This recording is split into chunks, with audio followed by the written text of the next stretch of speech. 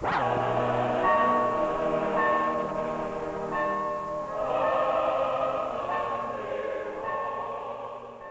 a time during World War I, no services were held at Pine Grove Community Church.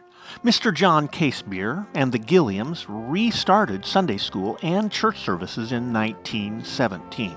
Church was a simple affair, as was Christmas. During the winter, they had to stoke the large cast-iron pot-bellied stove which roasted the congregation on one side of the church and froze the congregation on the other side. For the Christmas Eve service, oil lamps had to be lit and hung on the wall. What did Christmas at Pine Grove look like in the early 1900s? Christmas was a very different kind of a holiday than it is today. Americans did not have a set way of celebrating back then. Christmas was not even an official holiday until 1870. Believe it or not, the Puritans banned Christmas for 100 years because of the drinking, excesses, and pagan influences that had crept in.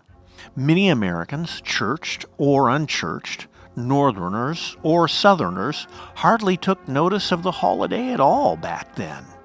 It was during the 1800s that Americans began to reinvent the holiday. Immigrants brought Christmas traditions from their own countries. The locals began to follow European traditions of Christmas trees and giving gifts. Christians believed that the tree represented Jesus' cradle, his cross, and was also a sign of new beginnings. German immigrants brought their tradition of putting lights, sweets, and toys on the branches of the evergreen trees. The lights, of course, symbolize Jesus, the light of the world. Back then, the whole community attended church services on Christmas Eve. As you might expect, before the automobile, travel was a little slower. If you lived close enough to the church, you walked. You might also travel to the Christmas services by horseback, cart, hack, or wagon. With the coming of the automobile in the late teens and early 20s, more people began driving to church. There was sometimes a short Christmas morning service or a Christmas evening service. Children presented singing and recitation programs just like they do today, and they would sing many of the traditional Christmas carols that we still sing. After the Christmas Eve service, children were given small sacks of goodies containing an apple, an orange, nuts, or candy canes. The church of those days also observed Advent, counting down the days to Christmas. They may have had Advent candles like we have today.